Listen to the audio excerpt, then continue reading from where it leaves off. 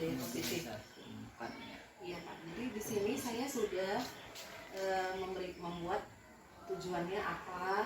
Kemudian nanti setelahnya saya tanyakan dan saya akan menerapkan pemahaman saya mengenai disiplin positif dan nilai-nilai kebajikan.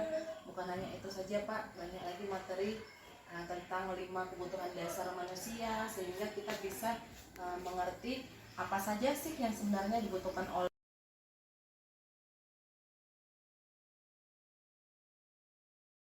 Ibu. Dalam kesempatan ini saya mohon izin menyampaikan tentang budaya positif. Saya Tridupa Wasitorus, calon guru penggerak angkatan 6. Yang pertama, saya akan menyebarkan pemahaman dan pengalaman saya mengenai penerapan budaya positif di sekolah saya.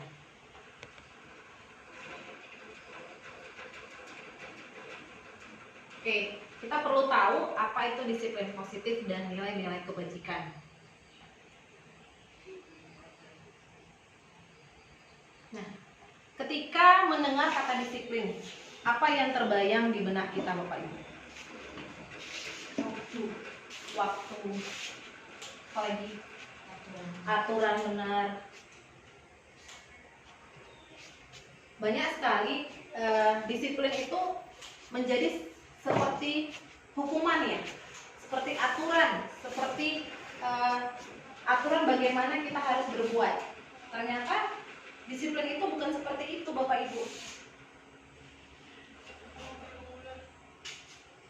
Karena apa? Karena dengan memberikan hukuman ternyata itu menjadi suatu ancaman bagi siswa. Menjadi apa? Menjadi suatu momok, jadi suatu ketakutan. Jadi motivasinya jadi berubah. Ketika mereka melakukan sesuatu dengan adanya hukuman, mereka berubah motivasinya bukan dari kesadaran diri, bukan dari intrinsik, tetapi apa? Takut dengan ancaman.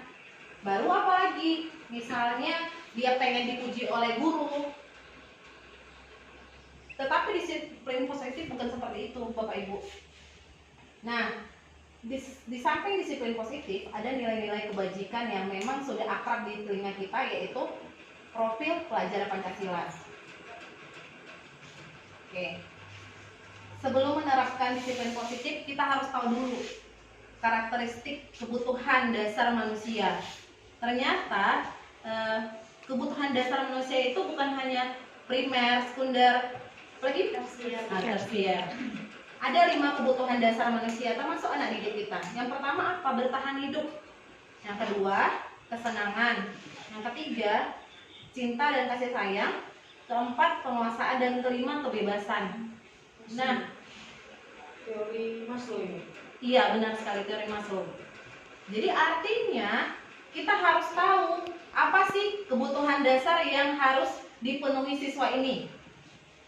Dengan mengetahui 5 kebutuhan dasar manusia ini, kita bisa menerapkan budaya positif di kelas kita. Nah, di dalam menerapkan budaya positif itu ada namanya yang hukuman, ada namanya konsekuensi, kemudian ada restitusi. Nah, restitusi ini adalah tindakan yang terbaik daripada hukuman dan konsekuensi. Dan ada 5 sifat dari guru. 1, penghukum. 2, pembuat rasa bersalah. Yang ketiga, teman. Yang keempat adalah pemantau. Dan yang terakhir adalah manajer. Sekarang saya akan nanti di MGMP berikutnya saya akan menunjukkan lagi bagaimana sih dengan posisi kontrol seorang guru. Ada 5, nanti saya coba jelaskan lagi di MGMP. Sebaiknya Bapak Ibu kita memberikan restitusi untuk menanamkan disiplin positif, bukan hukuman ataupun konsekuensi. Karena apa? Karena restitusi itu kita melakukan pendekatan kepada anak. Misalnya ketika dia datang terlambat, biasanya kalau kita sebelum mengetahui bahwa restitusi yang harus kita lakukan, kita akan bertanya, kenapa kamu datang terlambat? Bukan begitu Bapak Ibu? Yang pertama kan, setelah itu datang lagi, terlambat lagi. Seperti itu, jadi itu hukuman. Jadi dengan kata-kata itu malah membuat anak semakin jadi merasa terancam. sebaiknya apa yang kita katakan? Kalau menurut ibu-ibu harusnya apa ketika seorang siswa terlambat dan itu selalu dilakukan, harusnya apa yang kita lakukan? Kasih saran supaya tidak terlambat lagi. Misalnya dia kalau bangun, berarti sarannya tolong tidurnya lebih cepat. Yes, Sehingga tidak terlambat lagi. iya benar sekali ibu. Jadi bukan kita mematahkan mental dia ya. Jadi karena kebanyakan paradigma lama itu kita seperti itu. Termasuk saya ini adalah salah satu guru yang dulu pernah menerapkan penghukum. Jadi ketika dia datang terlambat, maka saya dengan cepat mengambil tata tertib sekolah. Kemudian saya bilang, kamu melanggar poin ini. Saya catat di jurnal dengan bangganya. Tapi saya setelah belajar di pendidikan guru penggerak ini, mulailah paradigma lama itu saya ubah pelan-pelan, berproses Bapak Ibu. Jadi banyak sekali manfaat yang saya dapatkan ketika mengikuti guru penggerak ini yang ilmunya tidak saya dapatkan di tempat lain. Jadi bagi Bapak Ibu memang yang punya kesempatan silakan ikut ke calon guru penggerak angkatan 8 dan 9. Oke, saya lanjut lagi ya Bapak Ibu. Nah, tujuannya apa yang kita lakukan ketika restitusi? Yang pertama, kita akan menstabilkan identitas.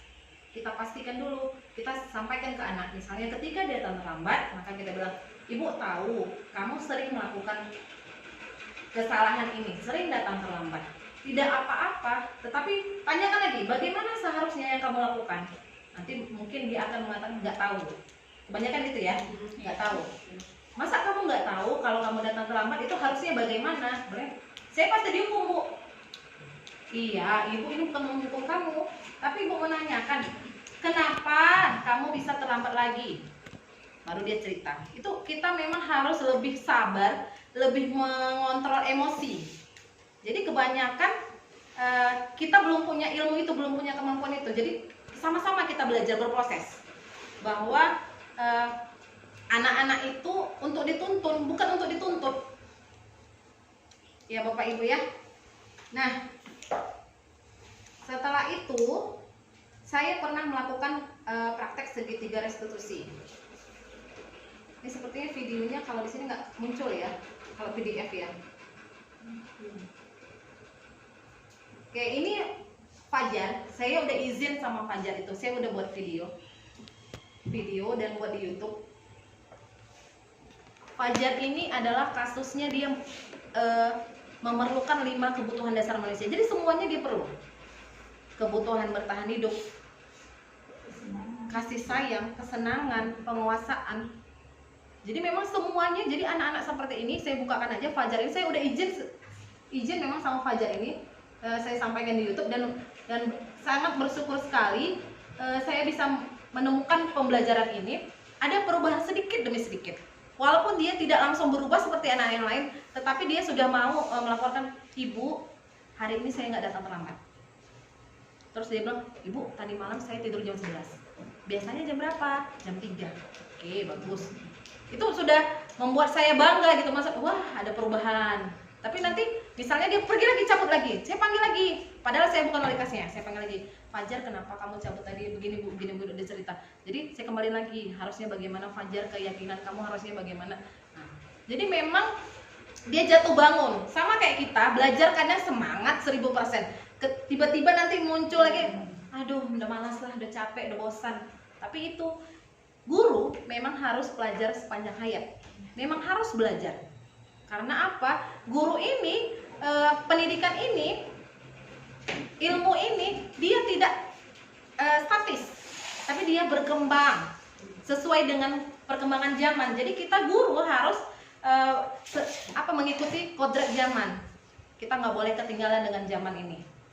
Gitu Bapak Ibu. Kira-kira adakah yang mau ibu-ibu tanyakan ketika saya merefleksikan, mendefinisikan tentang budaya positif, Ibu? Berarti di sini Bu Tri, Iya. memang harus kita yang bekerja keras ya. Seharusnya kan memang dalam mendidik anak ini kan kita harus bekerja sama dari orang tua dan guru. Kalau saya melihat dari kasus-kasus yang ada, sepertinya yang akan kita lakukan seperti ini hanya di kita saja. Orang tuanya enggak. Jadi ibarat kata Bu Pri tadi kan naik turun di sekolah dia merasa ada yang membentengi dia, tiba-tiba nanti di rumah down lagi. Jadi pas besoknya lagi datang pula kita memberikan kenyamanan terhadap mereka, datang di rumah nanti lagi down lagi. Jadi bagaimana kasus yang seperti ini? Sebenarnya kita kan harus kerjasama dengan orang tua. Jadi ini orang tuanya, latar belakangnya, ini saya bukakan sedikit, ibunya punya anak kecil umur 3 tahun, adiknya ada berturut-turut, ada beberapa, 2 atau 3 gitu. Terus dia bekerja di laundry, ibunya, ayahnya kerja di luar kota. Jadi memang dia sama sekali dulu itu dia ikut jarang kepang. Orang-orang sering ya jarang kepang. Jadi pulang jam 3 mabuk. Jadi kemarin itu saya tanyakan, gimana kamu udah komunikasi dengan ibu? Dia sudah lama tidak bicara dengan mamanya. Kebanyakan anak-anak ini kan tidak mau berbicara dengan orang tua. Lebih baik dia berbicara dengan orang lain ketimbang dengan ayah ibunya. Jadi dia nggak pernah dicakapin sama mamanya. Jadi ketika dia pulang, mamanya udah tidur, baru dia setelah dia bangun, mamanya udah pergi gitu. Jadi kemarin saya coba menanyakan gimana, apakah kamu udah berkomunikasi dengan ibu kamu? Sudah mulai. Jadi dia pertama setelah pulang sekolah saya minta dia pas pagi, dia pagi tidak pernah sarapan karena nggak pernah disuruh mamanya, nggak pernah sarapan. Jadi kemarin itu saya bilang, kalaupun nggak disuruh, kamu tanya, mama masak apa? Itu aja dulu ayah, maksudnya artinya kamu saya mau membangun. Membangun dia pokoknya saya nggak muluk-muluk sampai anaknya supaya bagus nilainya, enggak. Saya maksudnya dia bisa berkomunikasi, bisa ibadah walaupun dia sholat sekarang Bu, cuman nggak 5 waktu, tapi saya senang gitu. Ada perkembangan positif yang memang saya lihat dari dia gitu kan.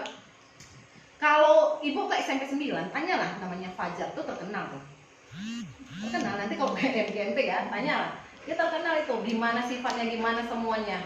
Tapi mulai perlahan saya bukan hanya refleksikan ke dia, saya bukan hanya tanyakan ke si anak, tapi tanyakan ke teman sekelasnya gimana. Tapi saya acak ya, maksudnya ada perempuan, ada laki-laki, saya tanya, ada perubahan Bu? Kok gitu ya Bu ya?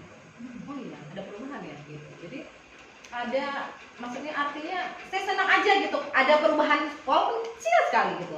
Jadi komunikasi dengan orang tua dia sudah mulai, walaupun hanya mak aku mau makan atau mak pergi ya, itu aja.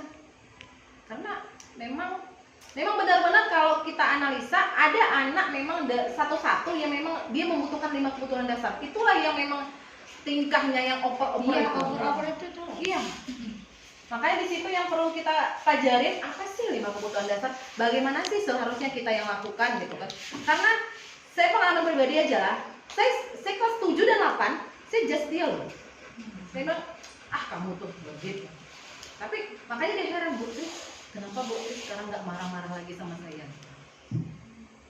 Jadi dia nyaman, Bu. Saya Sebenarnya anak-anak itu yang perlu diperlukan. Iya. Anak-anak itu memang itu yang diperlukan. Tetapi kadang emosi kita kan, Enggak pula setiap hari emosi kita ini stabil gitu. Benar. Kadang ada yang tidak stabilnya dengan jadi memang sepertinya kita menjadi guru menjadi merangkap jadinya seperti guru BK. Kan ini kan udah masuk ke BK jadinya kan, konseling kita kan. Benar. Berarti kita dengan siswa itu bayangkanlah, makanya yang betul yang disebutkan guru siapa yang kemarin kalau Kak Nana, kok bisa di dalam kurikulum Merdeka ini tidak dibatasi siswanya, padahal kita harus menunjukkan sikap yang seperti tadi per anak. Kalau sempat 30 dalam satu kelas, gimana caranya kita membahas anak itu satu-satu? Jadi harus ada maksimal dalam satu kelas itu agar kita bisa memantau anak itu satu persatu. Bagaimana kehidupannya, bayangkan sampai ke rumahnya pun kita harus memantau, ya kan? Nah itu, jadi memang sebenarnya mau saya membuatkan seperti ini, tapi ya namanya kita manusia ya, nggak mungkin setiap hari jiwa kita stabil. Kadang ada nggak stabilnya sedikit kan. Nah, tapi alhamdulillah kalau memang seperti ini ada ilmu, mungkin memang betul ini yang disebutkan anak-anak memang butuh kasih sayang. Dia tidak dapat di rumah, Iya, makanya dia benar. bawa ke sekolah seperti itu. Pengakuan juga perlu. Ketika misalnya kalau anak yang A, tipe A, dia mampu dia mengerjakan dengan tuntas soal itu. Nah, ketika misalnya si Fajar ini, saya sekarang udah mulai menghargainya ketika misalnya dia sudah, Tri, saya bisanya kayak gini. Cuma dia gambar bidang koordinat aja loh. Udah hebat kamu. Datang temennya, oh saya itu aja hebat bu. Dia bilang gini, beda-beda. Nah, tipe anak itu beda-beda. Kamu udah biasa mengerjakan ini, itu bukan suatu yang hebat lagi buat kamu. Tapi bagi dia ini udah hebat. Gitu. Bisa. Cuma menggambar bidang koordinat, terus garisnya 1, 2, 3 positifnya, negatifnya, lurus gitu bu. Iya. Dia udah senang, saya juga senang gitu. Artinya kita mulai memang mau berproses, kita mau berproses. Iya. Jadi kalau belajar ini kan artinya mengingatkan bahwa harusnya tindakan kita seperti ini. Saya juga pernah melakukan yang sama, penghukum. Saya sering dulu penghukum. Tapi dengan belajar untuk mengontrol emosi, semakin belajar bagaimana yang harusnya kita lakukan. Jadi semakin pokoknya berproses. Jadi nggak bisa memang lambat laun langsung berubah semuanya. Memang perlu proses lah dan perlu ada dukungan. Yang satu ya pastinya dukungan dari ini kan kepala sekolah, ya rekan sejawat gitu lah. Jadi itu yang memang saya bisa bagikan tentang budaya positif ibu-ibu. Mudah-mudahan apa yang saya sampaikan ini ada manfaatnya buat kita semua.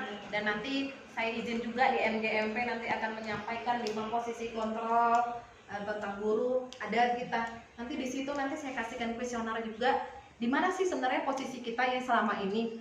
Ibu nggak usah kumpul lagi ke saya. Maksudnya artinya pelajarin aja seharusnya di mana. Jadi artinya ada evaluasi buat kita, ada refleksi seharusnya saya bagaimana begitu. Cukup sekian dari saya. Terima kasih buat perhatiannya ibu-ibu semua. Sampai jumpa di lain waktu. Tentang penyebaran pemahaman dan pengalaman penerapan budaya positif di kelas saya. Izinkan sebelumnya saya sudah meminta dukungan dari kepala sekolah untuk menyampaikan destinasi pada hari ini. Bapak Ibu, satu hari ini kita sudah capek gotong royong. Apakah Bapak Ibu bersedia untuk kita melakukan ice breaking? Boleh, ice breaking ya. Jadi ice breaking kali ini Ibu, saya minta Bapak dan Ibu untuk berdiri. Berdiri hadapnya ke depan ya. Oke, ke depan.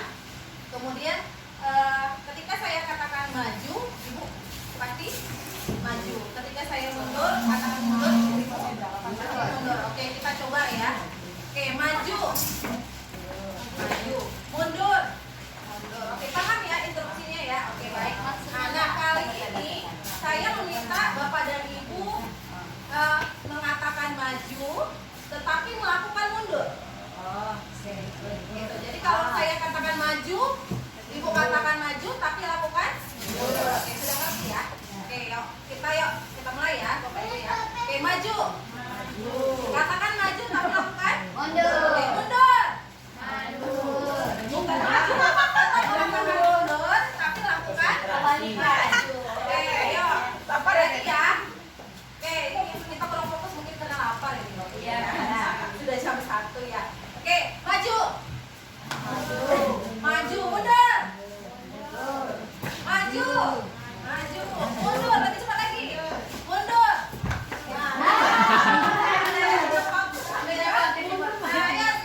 Bapak Ibu, silakan dulu. Terima kasih buat kerjasamanya. Boleh tepuk tangan buat kita semua.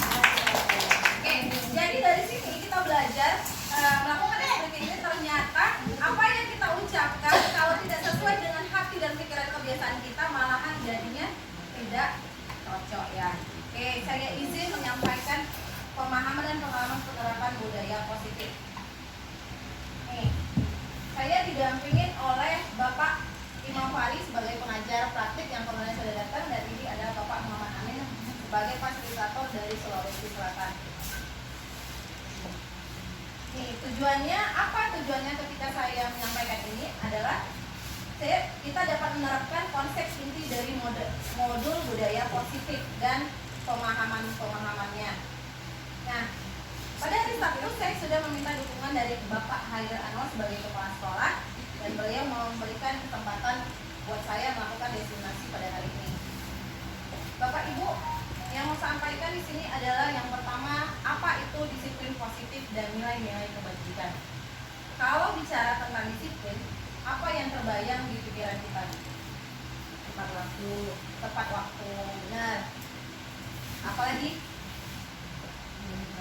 ada peraturan, tepat waktu, disiplin. Ya, disiplin. Apakah menurut Bapak Ibu peraturan, hukuman itu adalah disiplin positif? Belum tentu Bapak Ibu. Nah, dan satu lagi ada nilai-nilai kebajikan. Nilai-nilai kebajikan yang ingin kita capai pada kurikulum Merdeka saat ini kita kenal dengan profil pelajar Pancasila, yaitu ada 6 elemen. Yang pertama, beriman dan bertakwa kepada Tuhan Yang Maha Esa. Yang kedua adalah berkebinekaan global. Yang ketiga adalah gotong royong. 4, mandiri. Dan kelima, kreatif. Dan keenamnya, bernalar kritis. Nih, dalam budaya kita, kata disiplin itu dimaknai menjadi sesuatu yang dilakukan seseorang pada orang lain untuk mendapatkan kepatuhan. Bukan begitu Bapak Ibu? Iya, benar ya. Tetapi ada kalanya ternyata disiplin yang kita maknai itu adalah membuat seseorang merasa tidak nyaman. Contohnya, ketika ada peraturan sekolah, ada di situ Bu Fitri, di situ ada poinnya ya, poinnya, ada sanksinya. Ternyata itu menerapkan peraturan itu membuat anak merasa tidak nyaman. Nah, sehingga sebagai pendidik tujuan kita adalah mewujudkan murid yang disiplin, tetapi berdasarkan dari motivasi diri sendiri. Iya, kesadaran diri sendiri, bukan dari dorongan orang lain. Nah, ada beberapa konsep tentang kebutuhan dasar manusia yang diprakarsai oleh Bapak Abraham Maslow. Ada 5 kebutuhan dasar manusia. Jadi kita bisa identifikasi mengapa siswa kita berbuat seperti ini, mengapa siswa kita melakukan pelanggaran seperti ini. Yang pertama adalah kebutuhan bertahan hidup. Dan yang kedua, kesenangan. Ketiga, cinta dan kasih sayang. Keempat, penguasaan. Dan 5, kebebasan. Nah, apa yang dimaksud dengan bertahan hidup? Bertahan hidup adalah kebutuhan yang bersifat fisiologis. Untuk bertahan hidup misalnya kesehatan, rumah, dan makanan. Apa contohnya siswa yang membutuhkan bertahan hidup? Misal, ketika dia tidur di kelas, mungkin tadi malam dia tidak memenuhi waktu jam tidurnya tepat waktu, bisa begadang dia. Nah, yang kedua, kebutuhan untuk disayangi. Banyak kan yang kita jumpain bahwa siswa ini membutuhkan kasih sayang. Banyak ya di kelas kita ya, kurang perhatian, selalu ribut di kelas, tapi ketika kita berikan perhatian dia akan diam. Nah, itu yang kita sebut dengan kebutuhan untuk disayangi. Selanjutnya adalah penguasaan. Ternyata Bapak Ibu, tanpa kita sadari, anak-anak ini membutuhkan suatu penguasaan, yaitu apa? Dianggap berharga. Ketika dia melakukan sesuatu yang kecil menurut kita, ketika kita memberikan pujian, dia merasa ada penguasaan yang terpenuhi, ada rasa dihargainya. Nah, yang keempat apa? Kebutuhan kesenangan. Bermain, tertawa di sekolah itu dibutuhkan dia. Sehingga ketika anak merasa senang di sekolah, maka anak akan merasa rugi kalau dia tidak sekolah. Nah, yang kelima apa? Kebutuhan untuk bebas. Bebas bagaimana maksudnya? Adalah kebutuhan akan kemandirian, memiliki pilihan dan mampu mengendalikan arah hidupnya. Selanjutnya, ada perilaku manusia berdasarkan 3 motivasi. Yang pertama, menghindari ketidaknyamanan atau hukuman. Bapak Ibu, ini sering kita jumpai ketika anak melakukan sesuatu, dia takut karena apa? Karena melakukan itu karena dia takut dihukum. Contohnya, misalnya ketika dia mengerjakan PR dengan menyontek, maka dia melakukan motivasi mengerjakan PR-nya karena takut dihukum oleh gurunya. Begitu. Nah, yang kedua, mendapatkan imbalan atau penghargaan dari orang lain. Ada tipe anak yang suka melakukan sesuatu dengan harapan dia akan dipuji oleh bapak ibu gurunya. Ada tipe anak seperti itu. Yang ketiga, ini adalah yang paling baik, yaitu untuk apa motivasinya? Untuk menjadi orang yang mereka inginkan dan menghargai diri sendiri dan memiliki nilai-nilai yang mereka percayai. Ini adalah motivasi intrinsik, bukan ekstrinsik atau dari luar, tetapi berdasarkan dari diri sendiri. Nah, ada konsep disiplin, ada identitas gagal atau sukses. Bagaimana kalau kita gagal? Kita melakukan hukuman. Kalau hukuman yang kita lakukan, tentu apa yang terjadi? Sesuatu yang menyakitkan harus terjadi. Misalnya, ketika anak kita suruh berdiri di tiang bendera, itu menyakitkan atau menyenangkan menurut Bapak Ibu? Menyakitkan. Itulah hukuman. Nah, kalau konsekuensi sesuatu terjadi, misalnya ketika si anak tidak mengerjakan PR, konsekuensinya kita berikan dia waktu untuk mengerjakan PR, tapi dia tetap belajar di kelas. Jadi ketika istirahat kita suruh dia mengerjakan PR. Jadi itu konsekuensinya. Atau ketika dia datang terlambat, kita suruh dia lebih lama pulang dari sekolahnya. Nah, apa yang paling baik tindakan? Yaitu restitusi. Restitusi ini kita berikan pilihan, terus kita bantu dia untuk menemukan solusinya sendiri. Nih, saya ada ambil perbedaannya. Ini ada saya ambil contoh kasus murid yang sering tidak mengerjakan tugas atau PR. Yang pertama, hukuman. Ketika guru di posisi hukuman, maka guru menghukum murid tersebut dengan cara menghormati bendera selama 10 menit. Kemudian guru marah dan murid pasti takut.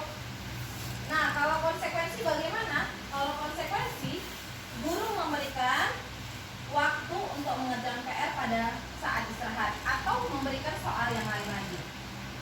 Nah, apa berikutnya? Restitusi. Restitusi, guru menanyakan, mengapa kamu tidak mengerjakan PR? Itu yang pertama. Kemudian dia validitas identitas. Jadi guru menyampaikan bahwa yang kamu lakukan itu pasti orang lain pernah lakukan, tidak apa-apa. Tetapi bagaimana cara kamu memperbaikinya? Jadi si anak mencari sendiri solusi apa yang harus diperbuatnya. Jadi itu motivasi dari dirinya sendiri, bukan dari guru atau orang lain. Nah, Bapak Ibu, ketika saya belajar tentang 5 posisi kontrol restitusi, yang saya rasakan adalah saya merasa bersalah. Kenapa? Ada 5 posisi kontrol restitusi pada guru. Yang pertama adalah penghukum. Yang kedua adalah teman. Ketiga, pembuat rasa bersalah. Keempat, pemantau. Dan kelima, manajer. Kita lihat Bapak Ibu, kita sekarang di posisi mana 5 posisi kontrol guru ini. Yang pertama, ketika ada kasus saya angkat adalah murid tidak memakai atribut lengkap pada saat upacara bendera hari Senin. Sering ya kita jumpai ya Bapak Ibu ya. Nah, penghukum, ayo murid yang tidak menggunakan atribut lengkap silakan berdiri di depan barisan. Di barisan paling depan. Sering ya Bapak Ibu kita lakukan ya. Nah, pembuat rasa bersalah. Berapa kali Ibu harus memberitahu kamu? Ibu kecewa sama kamu. Jadi ketika kita menyampaikan itu, anak jadi merasa bersalah. Ternyata yang kita lakukan itu tidak baik buat dia. Nah, sebagai teman, ayolah kamu tertib. Buat ibu bangga ya. Lain kali kamu harus pakai seragam lengkap ya. Ini dengan seperti bicara kepada teman sendiri. Anak merasa nyaman, tetapi sebenarnya dampak negatifnya ada. Anak tidak mandiri. Dia selalu bergantung kepada orang lain untuk diingatkan rasa bersalahnya. Nah, pemantau ini adalah dengan menggunakan kata-kata tanya. Mengapa kamu melakukan kesalahan? Ayo, kamu harus menjalani konsekuensinya. Jadi ada tetap seperti bentuk hukuman, tetapi konsekuensi. Artinya hukuman, kalau hukuman membuat tidak nyaman, konsekuensi itu di bawah dari hukumannya. Nah, yang paling bagus Bapak Ibu adalah manajer. Nah, kalau manajer, kita ngajak anak bicara. Mengapa kamu tidak memakai seragam lengkap? Ibu tahu pasti orang pernah melakukan ini, tapi seharusnya bagaimana tindakan kamu, apa keyakinan yang harusnya kamu lakukan. Jadi dia anak akan mencoba menjawab. Kalau awalnya memang kita selalu lakukan ini, anak akan merasa gak tahu bu, gak tahu. Tetapi lama-lama kalau kita sering melakukan restitusi, maka anak akan terbiasa untuk berkomunikasi. Nah, saya di kelas 7B sudah membuat keyakinan kelas. Nah, mengapa keyakinan kelas? Kenapa nggak peraturan kelas? Sama ini dengan pertanyaan ini, mengapa kita memiliki peraturan tentang penggunaan helm pada saat mengendarai helm, pada saat mengendarai kendaraan roda 2 atau motor? Kenapa kira-kira Bapak Ibu? Kenapa kita pakai helm pada saat mengendarai kendaraan bermotor? Tampak polisi satu hal itu motivasi intrinsik, ekstrinsik ya, dari luar. Apalagi kira-kira? Untuk keselamatan, artinya kalau keselamatan motivasi dari diri sendiri. Ya Bapak Ibu ya. Nah, ini adalah kegiatan yang sudah saya lakukan ketika membuat kesepakatan kelas. Kita meminta anak menuliskan di selembar kertas atau di sticky note apa saja yang diinginkan mereka di kelas, apa saja yang mereka membuat rasa nyaman di kelas. Setelah yang menulis, mereka saya suruh nempelkan di depan kelas. Setelah itu kita buat rangkuman bersama sehingga terjadilah kesepakatan kelas. Jadi ketika anak melakukan pelanggaran, kita cukup mengatakan bagaimana kesepakatan kelas kita. Nanti kita tunjukkan poin mana yang tidak kamu patuhi. Apa yang harusnya sebenarnya yang kamu lakukan? Apa yang kamu percayai? Begitu Bapak Ibu. Nah, restitusi tadi adalah proses menciptakan kondisi bagi murid untuk memperbaiki kesalahan mereka, sehingga mereka bisa kembali pada kelompok mereka dengan karakter yang lebih kuat. Ini adalah segitiga restitusi. Yang pertama, kita stabilkan identitasnya, kemudian validasi apa yang salah, kemudian menanyakan keyakinan yang telah kita sepakati. Bapak Ibu, saya sudah melakukan praktek segitiga restitusi. Yang pertama pada kasus Faiz. Faiz ini pernah jadi jarang kepang ya, tulis ya, waktu di kelas. Jadi ketika saya panggil, apa yang dilakukannya adalah ternyata salah. Kemudian dia meminta maaf kepada Bu Iis dan berjanji tidak melakukannya lagi. Saya tidak memberikan hukuman atau konsekuensi, tapi saya memberikan restitusi agar si anak mendapatkan motivasi dari dirinya sendiri bagaimana seharusnya dia berlaku di kelas. Nih, setelah itu saya menunjukkan kesepakatan mana yang kamu tidak patuhi. Maka dia menunjukkan bahwa kesepakatan nomor 2, rasa aman adalah hak setiap orang. Jadi ketika restitusi kita mencoba meyakinkan siswa bahwa kesepakatan apa yang harusnya dipenuhinya, kesepakatan apa yang harus dilakukannya. Bapak Ibu, ini refleksi bagaimana peran kamu setelah melakukan restitusi. Ini nggak pakai stiker. Jadi dia menyampaikan pertama itu dia takut ketika dipanggil oleh saya, kemudian ternyata setelah dipanggil ternyata saya jadi berubah memperbaiki kesalahan saya sendiri. Begitu refleksinya. Nah, setelah itu saya melakukan restitusi juga kepada Fajar Alitia. Fajar Alitia ini setelah saya identifikasi ternyata dia membutuhkan 5 kebutuhan dasar manusia. Dan setelah melakukan restitusi, saya juga melakukan refleksi pada Fajar. Ini juga supaya jaringannya.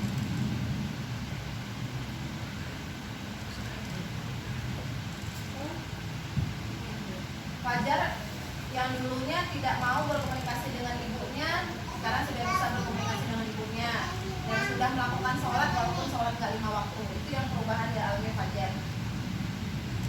Jadi ini yang saya refleksi dengan melakukan pendekatan restitusi. Saya merasa senang dan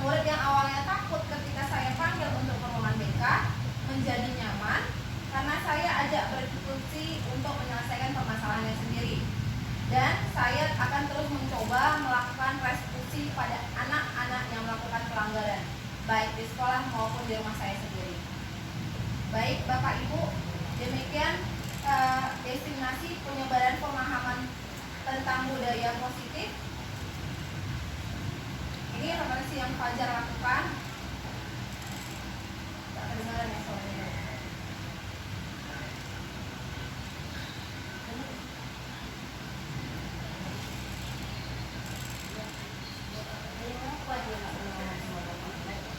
Nggak pernah dia, selama ini nggak pernah. Dia selalu pulang jam 2 malam. Mamanya nggak pernah nyuruh dia makan. Jadi makanya ketika di sekolah itu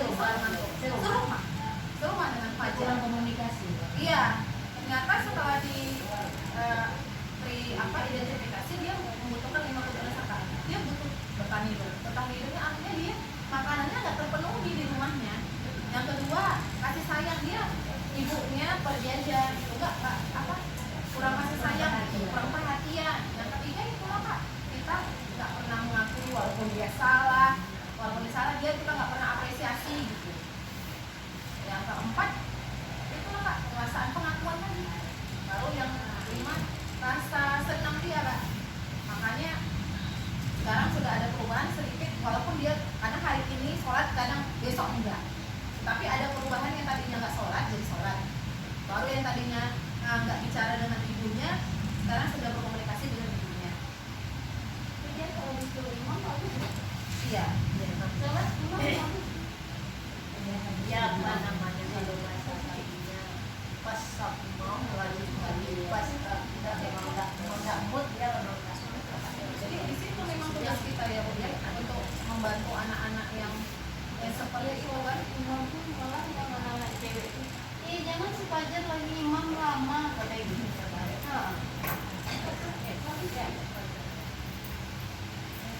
Adakah kira-kira yang boleh Bapak Ibu menyampaikan masukan atau pertanyaan atas diseminasi yang telah saya sampaikan?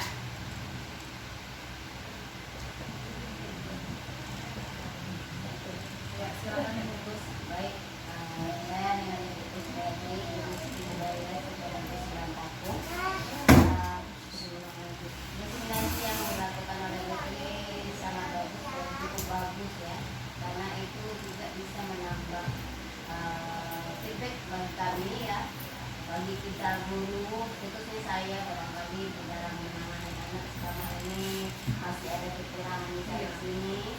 Mudah-mudahan dengan adanya informasi dari Ibu ini ya bisa menambah kita menjadi lebih baik lagi ke depannya. Demikian. Assalamualaikum warahmatullahi wabarakatuh. Baik, terima kasih Bu Kusmetri atas masukannya. Nah, Bapak Ibu, apakah ada lagi? Cukup?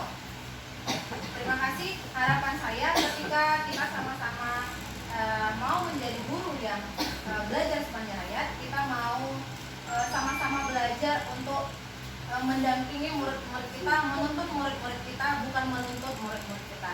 Terima kasih, sekian dari saya. Mohon maaf atas segala kekurangan saya. Terima kasih buat waktunya Bapak dan Ibu guru. Selamat siang.